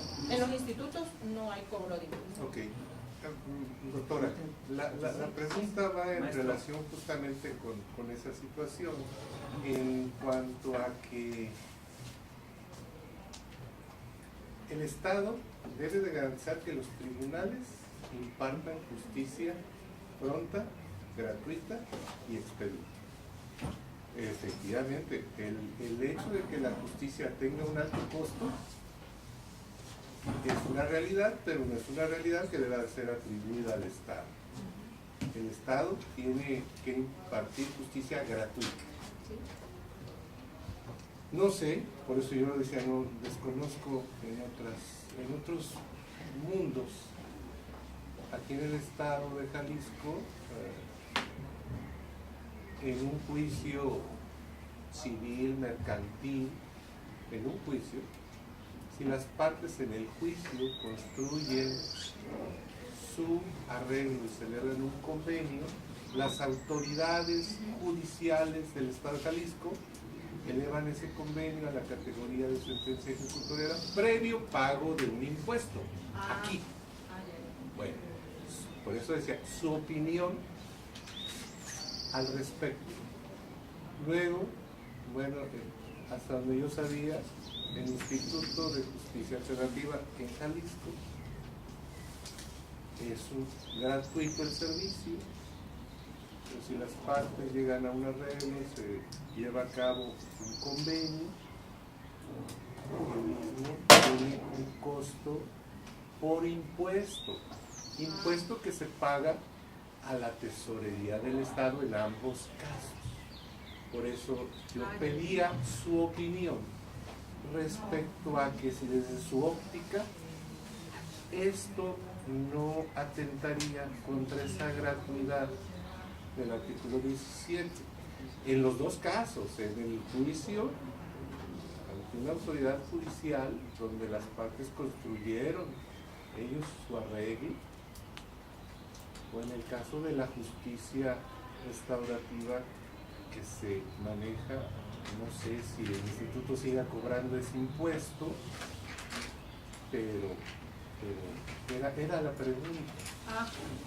Ya ese, sí, voy solamente a aclarar un punto. Ya entiendo un poco. Fíjense que ese tema ya está resuelto también en materia laboral. Hubo una impugnación dura para la inscripción de los embargos. Y los tribunales federales resolvieron que no es impuesto por la justicia. Solamente a los trabajadores es lo único que les dejó, que como la ley lo dice, que nada más para ellos, en el caso de la prestación de la justicia, no. Pero como le dice, este es un impuesto que viene por otro acto, que no es específicamente el conflicto, que no es violatorio del artículo 17. Por ahí hay una tesis, pero bueno, aquí va a hablar. Sí, muy brevemente, nada más compartir una precisión. Anteriormente no era impuesto, era un derecho jurídico, mismo que ha sido derogado por el propio Congreso del Estado para este año. En su última etapa costaba 300 pesos el derecho jurídico. Coincido con usted plenamente en lo que compartió, que la norma está abierta, tiene que ajustarse, tiene que actualizarse de acuerdo a los tiempos, en el sentido particularmente de lo que yo recupero de su aportación sobre las ventajas o no de hacerlo obligatorio. A mí me parece que es más un problema de estrategia de implementación de esta reforma constitucional.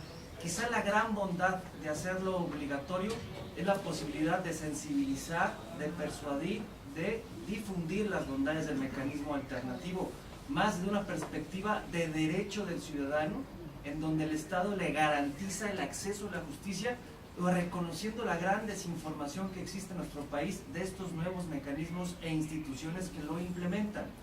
Naturalmente también hay bondades de tener el modelo que tenemos, que sea plenamente voluntario y que no haya ninguna medida de apremio que castigue al ciudadano. En esencia es el que exista una libre disposición de actuar, de participar y aceptar la carta de invitación que están entregando las distintas instituciones para votar el mecanismo alternativo. Yo creo que es un problema que tiene pros y contras a través de entender el fenómeno en el cual estamos actualmente en nuestro país y esperar las, digamos, estrategias que pudieran generar en un sentido o en otro. A mí me parece que esto es parte de lo que se puede discutir, de lo que se puede dialogar de manera muy abierta a partir de la realidad que tenemos hoy en día en nuestro país y particularmente en Jalisco y a través específicamente del Instituto de Justicia Alternativa, para que no caigamos como naturalmente se ha hecho en las juntas de conciliación o en otras instancias en donde el ciudadano se presenta pensando en no adquirir una medida de apremio o castigo simplemente para decir, aquí estoy y no me interesa escuchar ningún tipo de razonamiento y ya me voy, ¿no? Yo creo que sería la estrategia un poco el sensibilizar, convencer, persuadir, para que podamos construir una cultura distinta, ¿no? Sí, exactamente. Retomando lo que acaban de comentar, efectivamente, antes ese principio de gratuidad sí se vulneraba, ¿no? Se violentaba ese derecho humano. Sin embargo, se tenían que pagar 300 pesos para elevar el convenio a categoría de sentencia ejecutoria, pero a partir de este año ya se derogó y ya no hay ningún cobro por concepto de derecho. No, pues imagínense, le está ahorrando al Estado bastantes conflictos, pues, que se ayuda. Que se aguante, exactamente. ¿Alguien más? ¿Una pregunta? Yo creo que mi pregunta va en torno a lo que mencionó de la mediación social.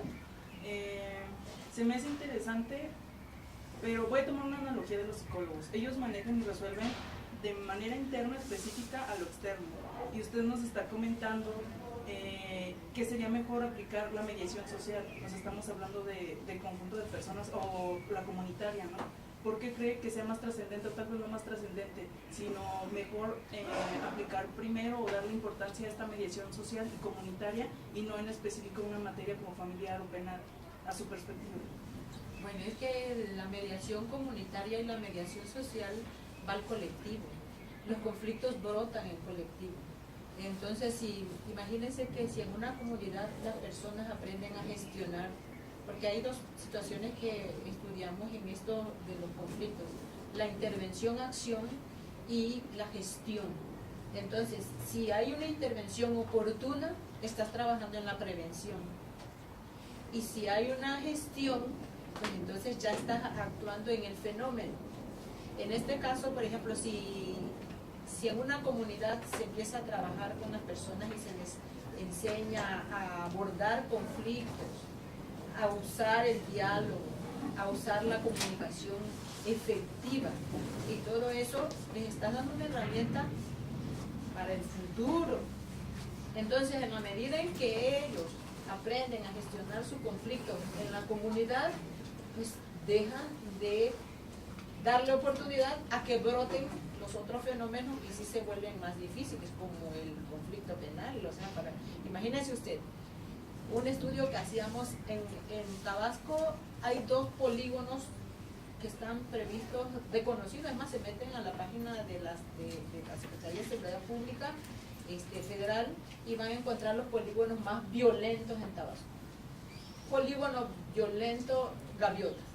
El polígono Gaviota es un polígono que está considerado violento. ¿Y qué hizo Senapred? Ahí metió a un cuerpo de mediadores comunitarios. Se capacitaron a un grupo de gente que no son profesionistas, casi todos eran de carreras truncadas, solamente hay 2 que sí tienen la carrera de abogados terminada.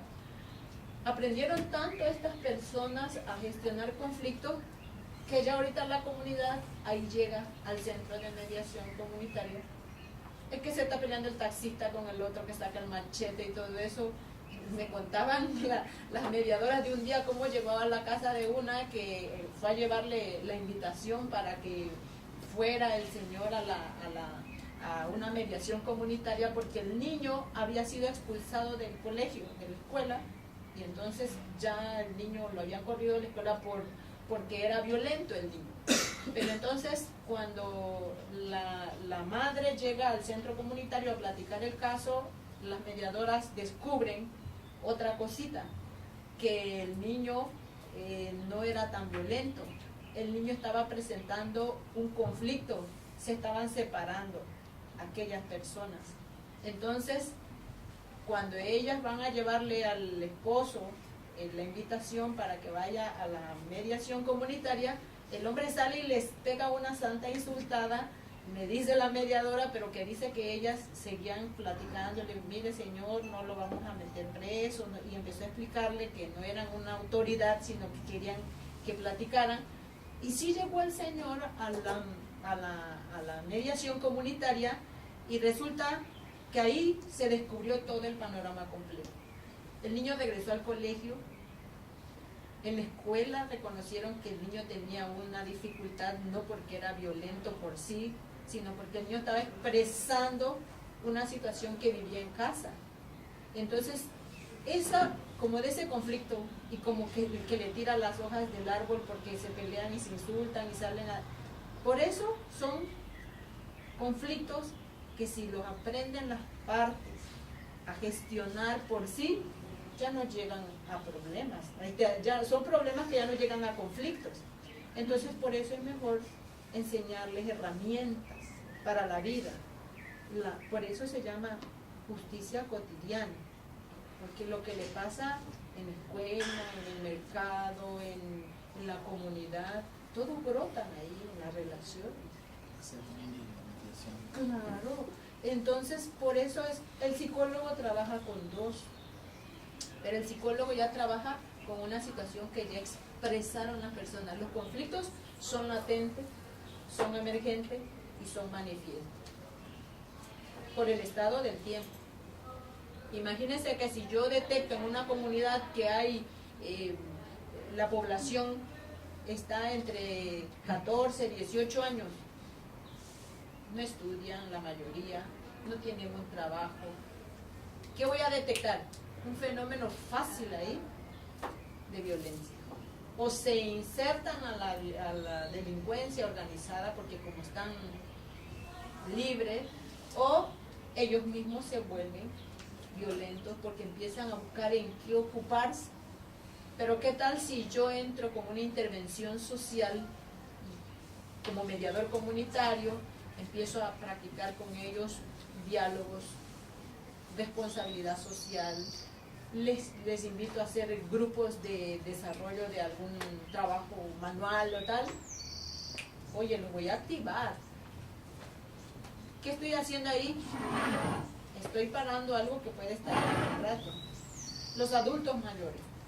Si en esta comunidad hay muchos adultos mayores dependientes, porque cuando hacemos el estudio de adultos mayores tenemos que ver si son dependientes o independientes, pero el dependiente es el que no tiene ningún ingreso y depende solamente de su único hijo que tiene o del yerno que tiene trabajo porque la hija no tiene trabajo y tal, que se vuelve un problema.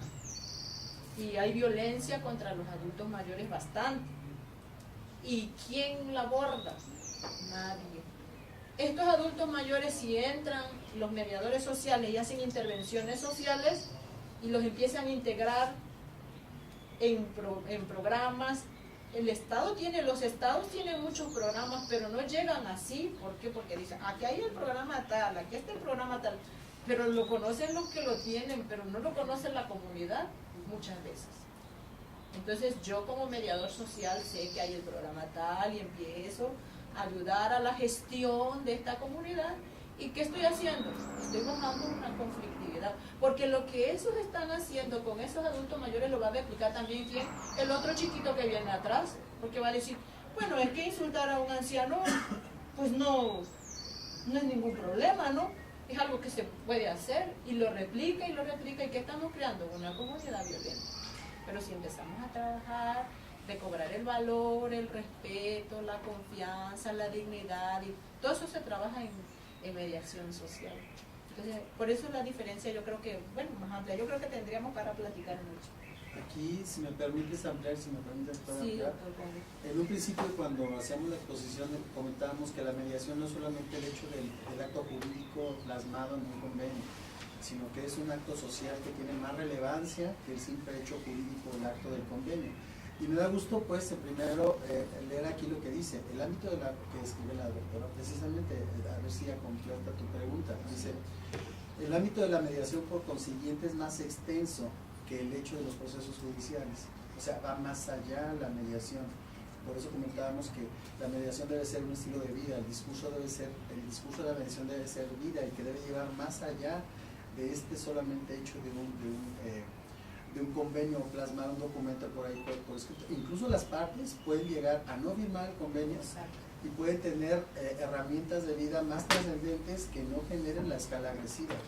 Y bueno, de antemano, doctora, perdón, ya bajé grado, pero doctora, le agradezco que haga presente al Instituto de Justicia en su libro. Sí, ahí le incluyo. Muchas gracias, a nombre pues del Instituto, agradecerle que hace presente aquí a nuestro instituto en su sentido. Sí, sí, sí. Pero precisamente coincide esto, es decir, hay que tener mucho cuidado que no vas a hacer el convenio, vas a generar un acuerdo de vida entre las partes, que esto trascienda a su familia, a sus esferas sociales, va más allá, pues.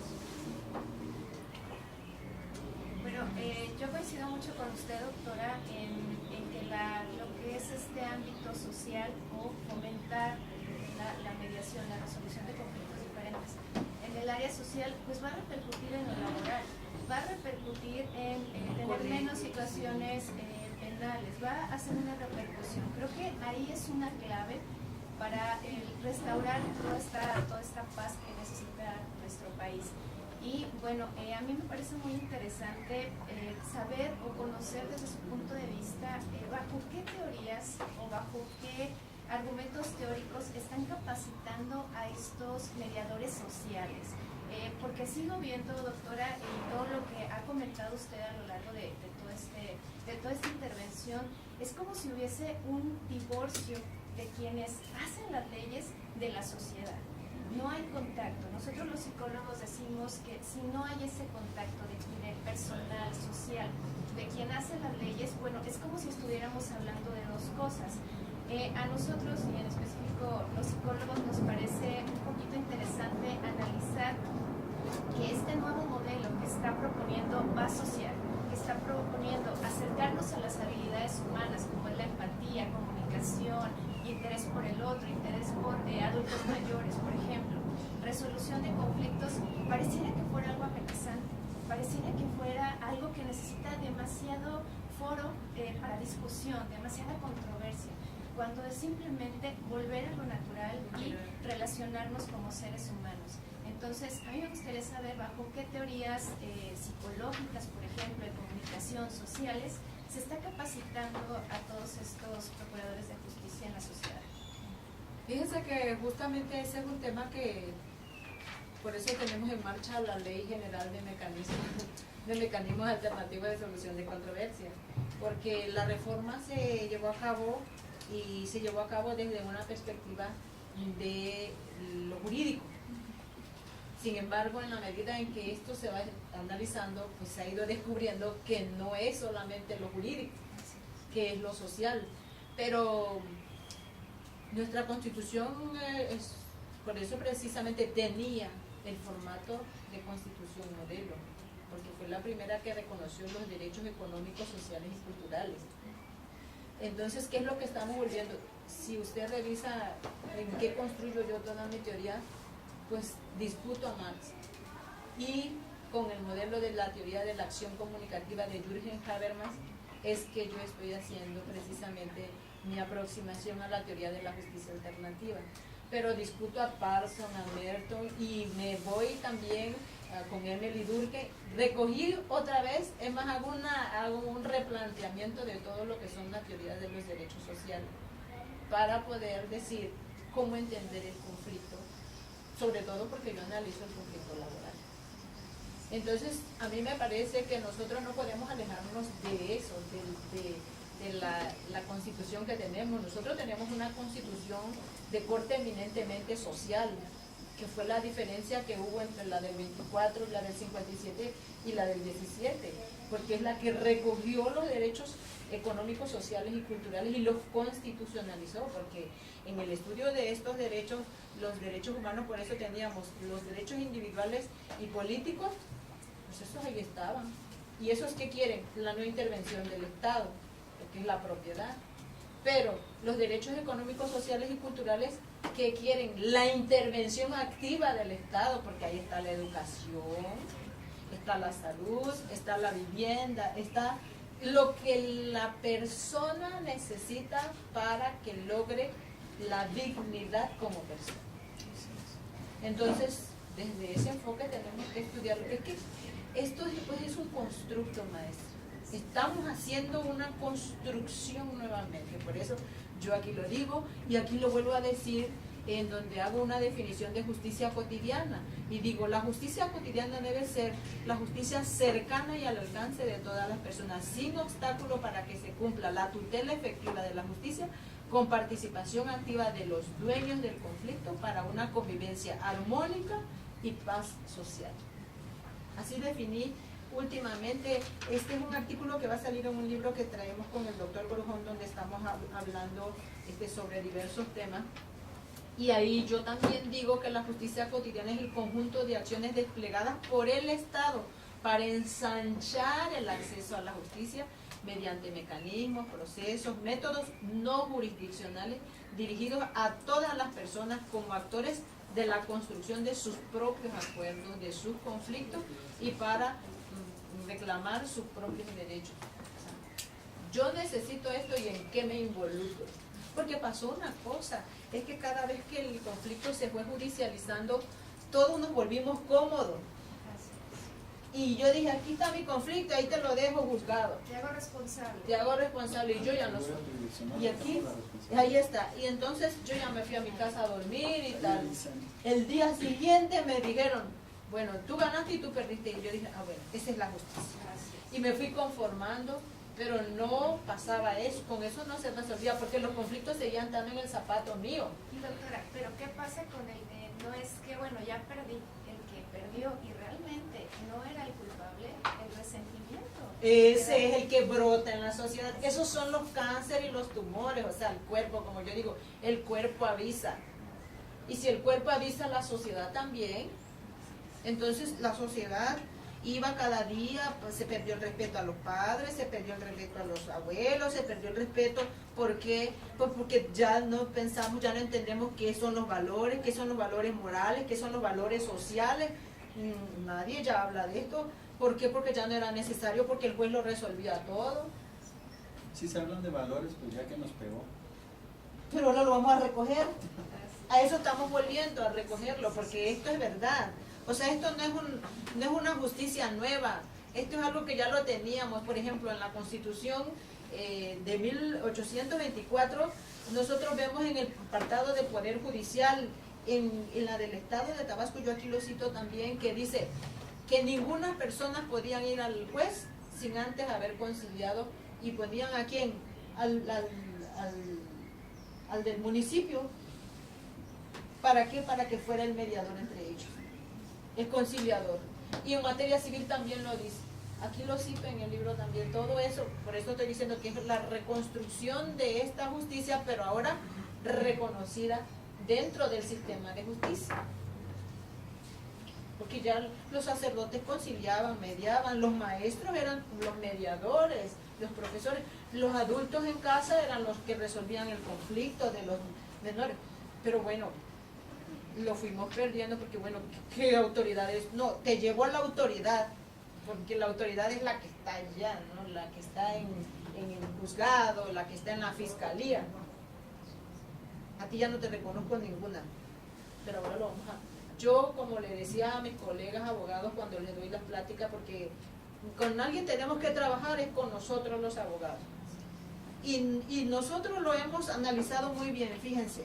Nuestros posgrados tenemos psicólogos, tenemos sociólogos, hasta una ingeniera en matemática tuvimos, buenísima, salió en mediación escolar, porque mientras yo tuve que hacer una limpieza de todo lo que yo ya creía que sabía de la justicia, porque yo ya era licenciada en Derecho y además litigante, y yo pensaba que resolvía conflictos, ellos todo lo que fueron escuchando lo fueron apropiando. Entonces yo tuve que mirar mi vaso, limpiarlo y ahora empezarlo a llenar con otra forma de ver la solución de los conflictos, y ellos lo absorben rápido.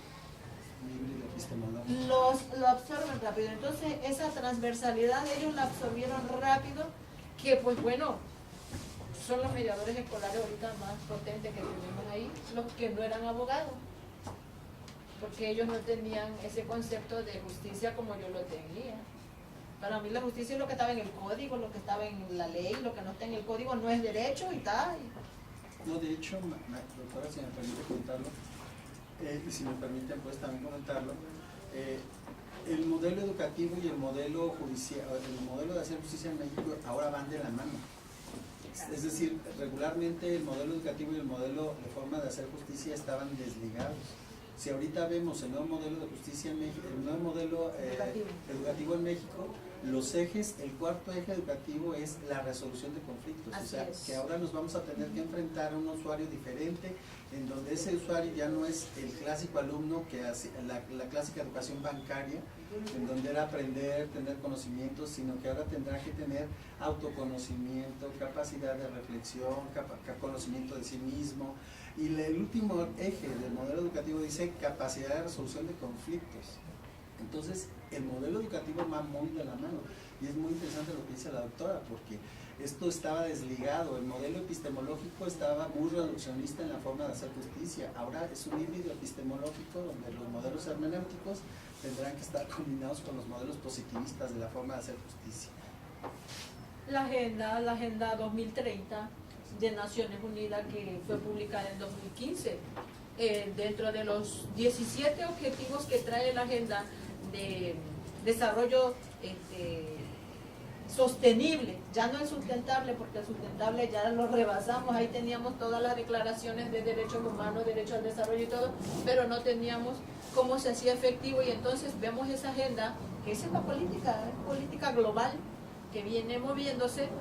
Entonces, fíjense, de esos 17 objetivos de la Agenda de Desarrollo Sostenible a 2030, fue publicada en 2015 y que la están revisando todos los países, son más de 196 países que están participando. El objetivo 4 es de qué nos habla: la educación incluyente, el planeta y el progreso de las personas. Pero en el objetivo 16 creo que es, que habla de la paz universal y la justicia. El mundo mismo dijo, tenemos miles de problemas, ahora tenemos que volver a reconstruir. Y esa se llama precisamente la Agenda de Desarrollo Sostenible, o sea, lo que sí se va a poner, porque la sustentable ya la tenían con muchas declaraciones, pero no se podía llevar a cabo. ¿Y qué pusieron como punta de lanza? Dijeron, pobreza, trabajo digno y decente, el planeta y el progreso de las personas. Y ahí están todos trabajando, que en ese viene este modelo educativo también. Pero Sí, bueno, por yo eso, no sé si ya... un autor que se llama Jorge Bucay, él decía que lo peor que hemos hecho los seres humanos es alejarnos de la palabra. Y el modelo de justicia romano era alojarse de la palabra, era darle a la gente lo que merecía. Lex dura lex, es decir, la ley, aunque te la aplique y no te guste, la voy a aplicar. Ahora el modelo anglosajón habla de otras cosas, por eso cuando habla de la justicia, las Naciones Unidas ya se refiere a otro tipo de justicia. Bueno, pues por cuestiones de tiempo, ¿alguien quiere formular la última pregunta? Una más. ¿Ya nadie? Bueno, yo sí voy a hacer el uso de la palabra porque quiero dejar aquí a la autoridad del instituto. Voy a dejar este libro para la biblioteca del ITESO, agradecida precisamente por esa oportunidad que me han dado de venir a tener esta charla con los próximos especialistas en método, y porque nosotros tenemos la obligación de ir sembrando la semilla para que esta sociedad pueda retomar el rumbo, porque el rumbo no lo perdió el extraterrestre que vino a rompernos, ni nadie, lo perdimos nosotros mismos. Entonces, si nosotros mismos fuimos los que lo perdimos, seamos miembros de ese, recobrar esa nueva conformación de lo que se llama la sociedad humana, porque eso fue también lo que perdimos, el humanismo. Entonces, yo creo que para recobrar eso, y con mucho cariño dejo este libro. Muchísimas gracias. Y también el ITESO está totalmente agradecido por tu participación. Reconocemos tu ardua labor en pro de la promoción de la cultura de la paz, y te hace entrega de un reconocimiento. Me gustaría que por favor, doctor, se lo pudiera entregar. Muchas gracias, doctora Egla Cornelio Landero. Primero agradecerle, y qué responsabilidad este libro, no sé si lo voy a llevar a la biblioteca del instituto, así lo voy a llevar. Pero agradecerle, reconocerle toda su trayectoria en el marco de este conversatorio de mediación, conciliación en el Justicia Cotidiana, realizado en coordinación con el Instituto Tecnológico de Estudios Superiores de Occidente, la Clínica Ignacio Yacuría y el Poder Judicial del Estado de Jalisco a través del Instituto de Justicia Alternativa, agradece y reconoce esta aportación para tener toda la claridad de saber que el mecanismo alternativo es un bien público, es de los ciudadanos, es un instrumento de participación ciudadana que nos empodera, nos hace responsables y copartícipe para recuperar la armonía y la paz social. Muchísimas gracias y felicidades. Muchísimas gracias.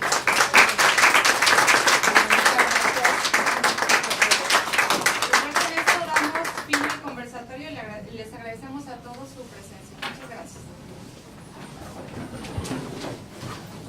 Sí, fíjense que